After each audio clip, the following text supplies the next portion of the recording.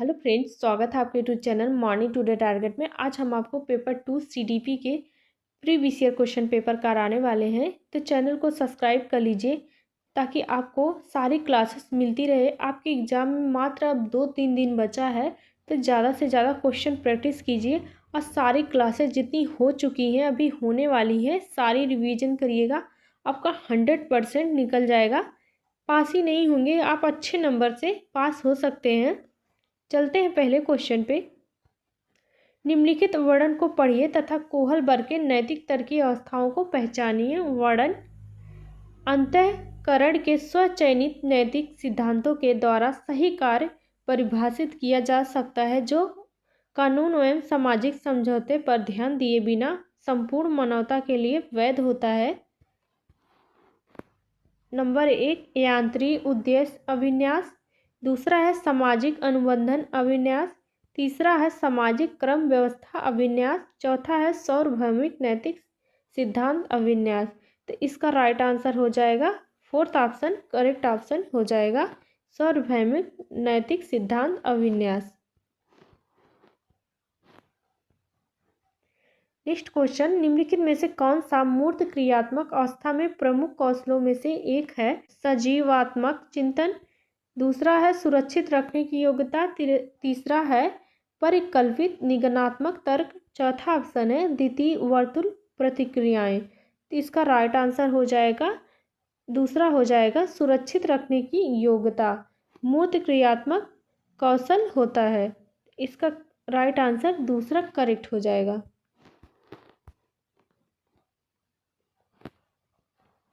Next question: gene पियाजे एवं लेव Vygotsky जैसे रचनावादी अधिगम को किस रूप में देखते हैं?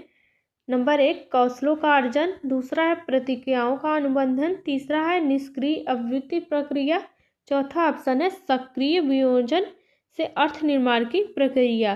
तो लेव वाइगोस्की जीन पियाजे बच्चों को देखते हैं सक्रिय अर्थ निर्माण की प्रक्रिया के रूप में, बच्चे करके सीखते हैं, इसलिए इसका राइट आंसर फोर्थ हो जाएगा जो करेक्ट ऑप्शन हो जाएगा।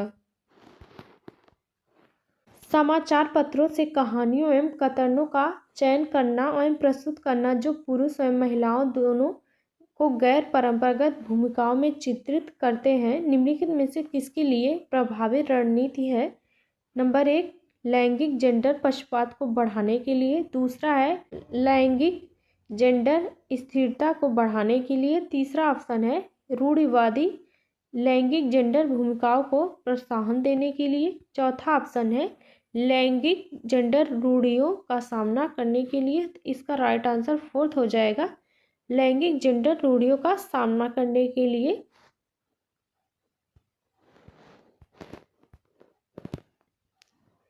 नेक्स्ट क्वेश्चन: निम्नलिखित में से कौन बच्चे के सामाजिकरण में एक महत्वपूर्ण भूमिका अदा करते हैं?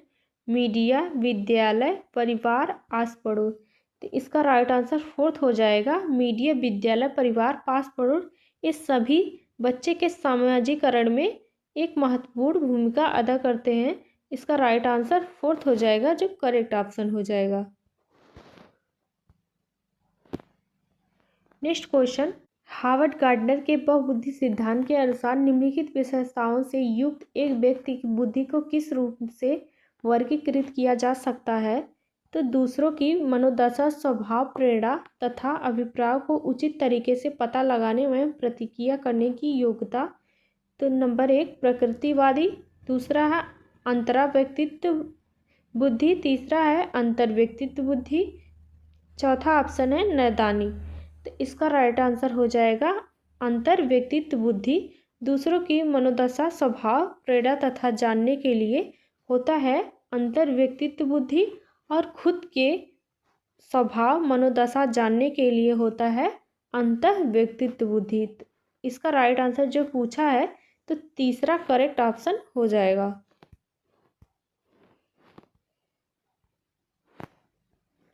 नेक्स्ट क्वेश्चन: बच्चों के मूल्यांकन के लिए निम्नलिखित में से कौन से कारण होने चाहिए?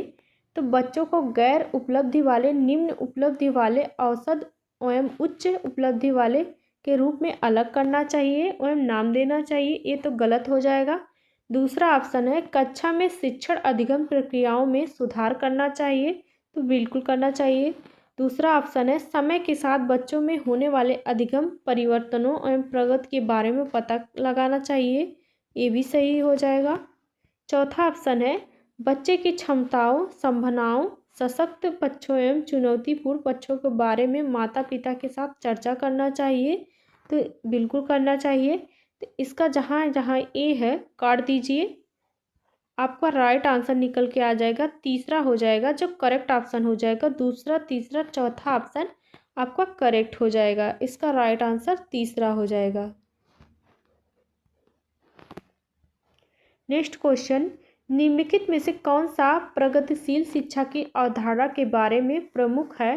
तो पाठ्य पुस्तक केंद्रीय अधिगम, प्रत्येक बच्चे की क्षमता एवं संभावना में विश्वास करना, मानक निर्देश मूल्यांकन, चौथा ऑप्शन है बाह्य प्रेरणा तथा एक रूप मूल्यांकन मानदंड। तो इसका राइट आंसर हो जाएगा दूसरा हो जाएगा, जो करेक्ट ऑप्शन हो जाएगा। एक प्रगतिशील शिक्षा में बच्चों को प्रत्येक बच्चों की क्षमता और संभावना में विश्वास करना चाहिए, तो इसका राइट आंसर दूसरा करेक्ट ऑप्शन हो जाएगा। नेक्स्ट क्वेश्चन, विकास में व्यक्तित्व विभिन्नताओं को समझने के लिए महत्वपूर्ण है वंशागत विशेषताओं पर विचार करना, जो प्रत्येक व्यक्ति को जीवन में विशेष शुरुआत देती है। दूसरा है पर्यावरणीय कारकों पर विचार करना, जो लोगों को प्रभावित करते हैं। तीसरा है शरीर एवं दिमाग के परिपक्व पर विचार करना। चौथा ऑप्शन है वंशानुगत विशेषताओं के साथ साथ पर्यावरणीय कारकों एवं उनकी पारस्परिक क्रिया पर विचार करना। तो इसका राइट आंसर हो जाएगा फोर्थ हो जाएगा, जो करेक्ट ऑप्शन हो जाएगा। नेक्स्ट क्वेश्चन, निम्नलिखित में से कौन सा विकास का सिद्धांत नहीं है? तो इसमें गलत पूछा है, कौन सा विकास का सिद्धांत नहीं है? तो व्यक्ति अलग अलग गति से विकास करते हैं। दूसरा है विकास तुलनात्मक रूप से क्रमिक होता है। तीसरा है विकास समय के साथ धीरे धीरे घटित होता है। चौथा ऑप्शन है विकास की सटीक गति एवं प्रकृति जन्म के समय निर्धारित हो जाती है। तो यही आपका जो गलत पूछा है, तो यही आपका फोर्थ राइट आंसर हो जाएगा। नेक्स्ट क्वेश्चन, अनेक शोध अध्ययनों से पता चलता है कि शिक्षक लड़कियों की अपेक्षा लड़कों से अधिक पारस्परिक क्रिया करते हैं, इसका सही विवेचन क्या है? तो लड़कियों की तुलना में लड़कों में शैक्षिक क्षमताएं काफ़ी अधिक होती हैं। दूसरा ऑप्शन है लड़कियों की तुलना में लड़कों को अधिक अवधान की आवश्यकता होती है। तीसरा ऑप्शन है यह शिक्षण में लिंग पक्षपात का एक उदाहरण है। चौथा ऑप्शन है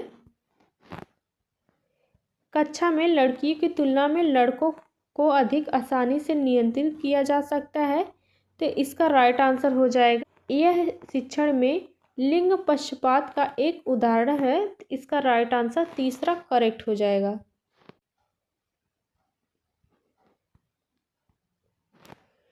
नेक्स्ट क्वेश्चन, एक समस्या को मूल एवं अपसारी संसाधनों के साथ करने की योग्यता निम्नलिखित में से किसकी एक प्राथमिक विशेषता है?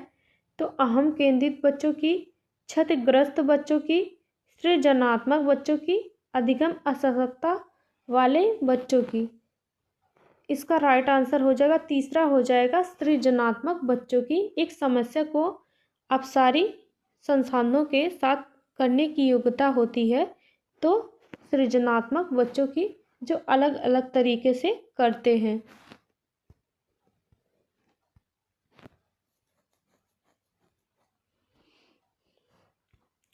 नेक्स्ट क्वेश्चन, दृश्य रूप से बधिर विद्यार्थियों के साथ कार्य करते समय एक शिक्षक को किस प्रकार से अनुदेशन अनुकूलन करने चाहिए? तो स्पष्ट रूप से बोलना तथा छूकर महसूस करने वाली सामग्रियों का अधिक मात्रा में प्रयोग करना, कई प्रकार की दृश्य प्रस्तुतियों का प्रयोग करना, स्वयं अभिन्यास करना ताकि विद्यार्थी उसे ध्यान दे सके। चौथा ऑप्शन है अनेक प्रकार की लिखित कार्यों विशेष रूप में वर्कशीट पर ध्यान केंद्रित करना। तो दृश्य बाधित बच्चों के लिए होगा स्पष्ट रूप से बोलना तथा छूकर महसूस करने वाली सामग्रियों का अधिक मात्रा में प्रयोग करना।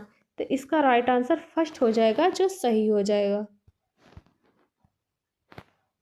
नेक्स्ट क्वेश्चन, सहयोगात्मक अधिगम एवं हम उम्र साथियों के द्वारा शिक्षण का एक समावेशी कक्षा में किस प्रकार से उपयोग करना चाहिए? सक्रिय रूप से आगे बढ़ना चाहिए, सक्रिय रूप से हतोत्साहित करना चाहिए, हतोत्साहित बिल्कुल भी नहीं करना चाहिए। दूसरा है कभी कभी प्रयोग करना चाहिए, ऐसा भी नहीं करना चाहिए, प्रयोग ही नहीं करना चाहिए, ये भी नहीं करना चाहिए। तो इसका राइट आंसर फर्स्ट हो जाएगा जो सक्रिय रूप से आगे बढ़ना चाहिए। इसका राइट आंसर फर्स्ट हो जाएगा जो करेक्ट ऑप्शन हो जाएगा। नेक्स्ट क्वेश्चन, निम्नलिखित में से कौन सा समावेशी कक्षा में सबसे अधिक महत्वपूर्ण है? तो एक रूप निर्देश, मानकीकृत परीक्षण, प्रतियोगिता, अधिगम को बढ़ावा देना, विशिष्ट शिक्षा योजना। तो एक समावेशी कक्षा में सबसे अधिक महत्वपूर्ण है तो विशिष्ट शिक्षा योजना। इसका राइट आंसर फोर्थ हो जाएगा जो करेक्ट ऑप्शन हो जाएगा। नेक्स्ट क्वेश्चन, अधिगमकर्ताओं एवं उनकी प्राथमिक विशेषताओं के मिलान युग्म में से निम्नलिखित में से कौन सा कथन सही है? श्रव्य क्षतिग्रस्त अधिगमकर्ता दृश्य सूचनाओं को समझ नहीं सकते। दूसरा है पठन अक्षमता अधिगमकर्ता धारा प्रवाह पढ़ने एवं लिखने में कमी होती है। तीसरा है सृजनात्मक अधिगमकर्ता अति सक्रिय कार्य को पूरा करने में धीमे हैं। चौथा ऑप्शन है अवधारणात्मक कमी अधिगमकर्ता उच्च अभिप्रेरणा लंबे समय तक अवधान बनाए रखते हैं। तो इसका राइट आंसर हो जाएगा दूसरा हो जाएगा जो सही मिलान हो जाएगा, पठन अक्षमता वाले अधिगमकर्ता धारा प्रवाह पढ़ने वाले लिखने में कमी होती है। तो इसका सही मिलान दूसरा हो जाएगा जो करेक्ट ऑप्शन हो जाएगा। नेक्स्ट क्वेश्चन, निम्नलिखित में से कौन सा अधिगम के सार्थक सरलीकरण के रूप में परिणित नहीं होता?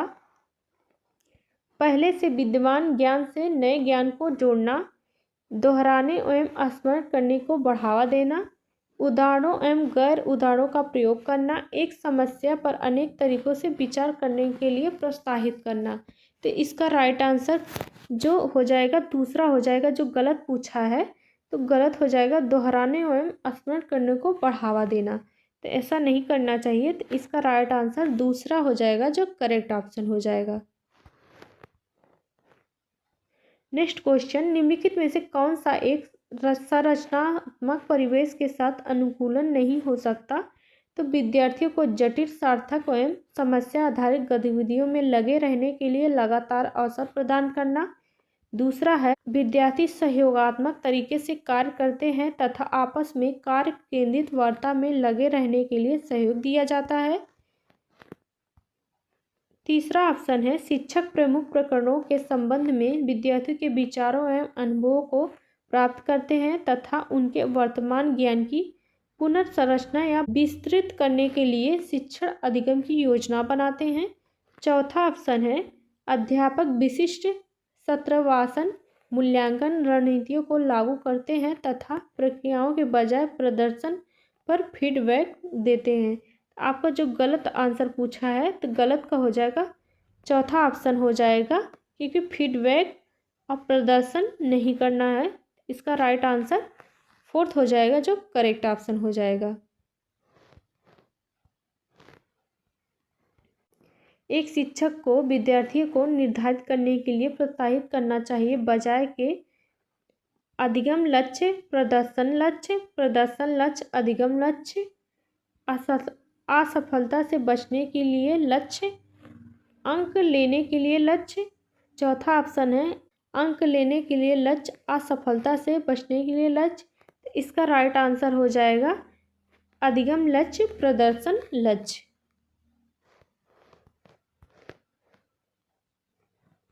नेक्स्ट क्वेश्चन, निम्नलिखित में से कौन सा प्रभावी अधिगम रणनीतियों के उदाहरण है? तो लक्ष्य एवं समय सारणी निर्धारित करना, संगठनात्मक चार्टरों एवं अवधारणात्मक नक्शे बनाना। तीसरा ऑप्शन है उदाहरणों एवं गैर उदाहरणों के बारे में सोचना।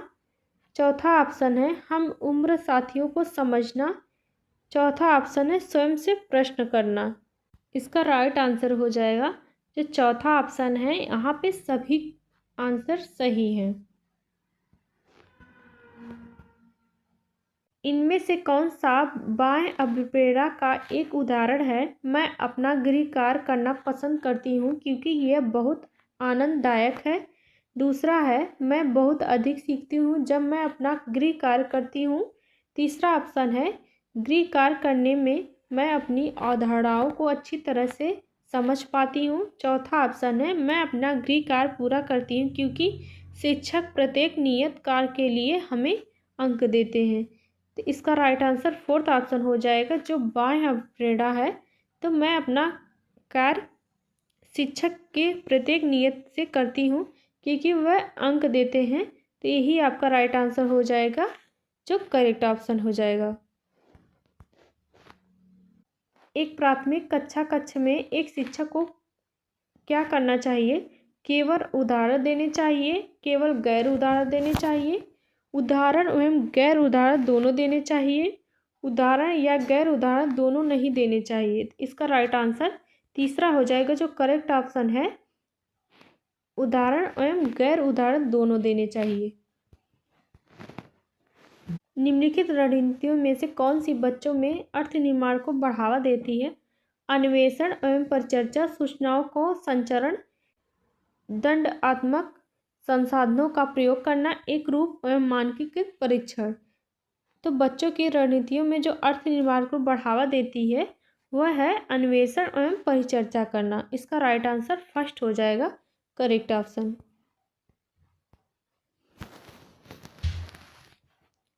नेक्स्ट क्वेश्चन, बच्चों की गलतियों एवं भ्रांत धारणाएं शिक्षण अधिगम प्रक्रिया में एक महत्वपूर्ण कदम है। शिक्षण अधिगम प्रक्रिया के लिए रुकावट एवं विघ्न है। तीसरा है, शिक्षण अधिगम प्रक्रिया में अनदेखी करनी चाहिए। चौथा ऑप्शन सूचित करती हैं कि बच्चों की क्षमताएं वयस्कों की तुलना में बहुत निम्न स्तर की हैं। बच्चों की गलतियां शिक्षण अधिगम प्रक्रिया में एक महत्वपूर्ण कदम है। इसका राइट आंसर फर्स्ट हो जाएगा, जो करेक्ट ऑप्शन हो जाएगा। नेक्स्ट क्वेश्चन, संरचनात्मक ढांचे में बच्चों को किस रूप में देखा जाता है? लघु वयस्क के रूप में, जो सभी बच्चों जैसे आकार, संज्ञान तथा संवेग में वयस्क की तुलना में कम है। कोरी पट्टियाँ या खाली स्लेट, जिसके जीवन का अनुभव के द्वारा पूर्ण रूप से आकार दिया जाता है। एक निष्क्रिय प्रणाली, जिसे अनुबंधन के द्वारा किसी भी रूप में आकार दिया जाता है। चौथा ऑप्शन है, एक समस्या समाधान करने वाला तथा वैज्ञानिक अन्वेषक के रूप में। तो इसका राइट आंसर हो जाएगा, चौथा ऑप्शन करेक्ट हो जाएगा। एक बच्चे को समाधानकर्ता और वैज्ञानिक अन्वेषक के रूप में देखना चाहिए। इसका राइट आंसर फोर्थ हो जाएगा, जो करेक्ट ऑप्शन हो जाएगा। नेक्स्ट क्वेश्चन, अपनी कक्षा में सहयोगात्मक अधिगम का प्रयोग करते समय एक शिक्षक की भूमिका किस प्रकार होती है? एक मूक दर्शक होना तथा बच्चे जो करना चाहते हैं उन्हें करने देना, कक्षा को छोड़ देना तथा बच्चों को स्वयं कार्य करने देना। तीसरा है सहयोगात्मक होना तथा प्रत्येक समूह की निगरानी करना। चौथा ऑप्शन है उस समूह का सहयोग करना जिसमें होनहार एवं प्रतिभाशाली बच्चे हैं। तो इसका राइट आंसर हो जाएगा सहयोगात्मक होना तथा प्रत्येक समूह की निगरानी करना। इसका करेक्ट ऑप्शन तीसरा हो जाएगा। नेक्स्ट क्वेश्चन, निम्नलिखित कथनों में से कौन सा विकास एवं अधिगम के बीच संबंध को सही तरीके से सूचित करता है? विकास एवं अधिगम संबंधित नहीं है। अधिगम विकास का ध्यान किए बिना घटित होता है। तीसरा ऑप्शन है, अधिगम की दर से काफ़ी अधिक होती है। चौथा ऑप्शन है, विकास एवं अधिगम अंतर संबंधित और आत्मनिर्भर होते हैं। तो इसका राइट आंसर फोर्थ हो जाएगा, जो करेक्ट हो जाएगा। विकास एवं अधिगम अंतर संबंधित होते हैं। इसका राइट आंसर फोर्थ हो जाएगा। नेक्स्ट क्वेश्चन, पियाजे के अनुसार विशिष्ट मनोवैज्ञानिक संरचनाएं अनुभव से सही अर्थ निकलने के लिए व्यवस्थित तरीके से कहा जाता है। नंबर 1, मानसिक उपकरण, स्कीमा, प्रतिमान, मानसिक मैप। इसका राइट आंसर हो जाएगा स्कीमा। नेक्स्ट क्वेश्चन, एक उचित प्रश्न सुझाव के द्वारा बच्चे की समझ को उस बिंदु से आगे ले जाया जा सकता है जिस पर वह अकेले पहुंच सकती है। निम्नलिखित में से कौन सी संरचना उपरोक्त कथन में प्रकाशित करती है? समीपस्थ, निकट, विकास का क्षेत्र, समस्या धारण, संरक्षण, बुद्धि। तो इसका राइट आंसर हो जाएगा समीपस्थ, निकट, विकास का क्षेत्र। नेक्स्ट क्वेश्चन, लेव वाइगोस्की के अनुसार आधारभूत मानसिक क्षमताओं को मुख्य रूप से किसके द्वारा उच्चतर संज्ञानात्मक प्रक्रियाओं में बदला जा सकता है? पुरस्कार एवं दंड, सामाजिक परस्पर क्रिया, उद्दीपक अनुक्रिया संबंध। चौथा ऑप्शन है अनुकूलन एवं संगठन। तो लेव वाइगोस्की के अनुसार एक सामाजिक पारस्परिक क्रिया के रूप में देखा जाता है। इसका राइट आंसर सेकेंड हो जाएगा, जो करेक्ट ऑप्शन हो जाएगा। मिलते हैं नेक्स्ट क्लास में ऐसे किसी क्लास के। तब तक रिवीजन करिए, जितनी भी क्लासेस हो चुकी हैं ज़्यादा से ज़्यादा रिवीजन करिए और लाइक सब्सक्राइब आप लोग बिना कहे कर दिया करिए। मिलते हैं नेक्स्ट क्लास में।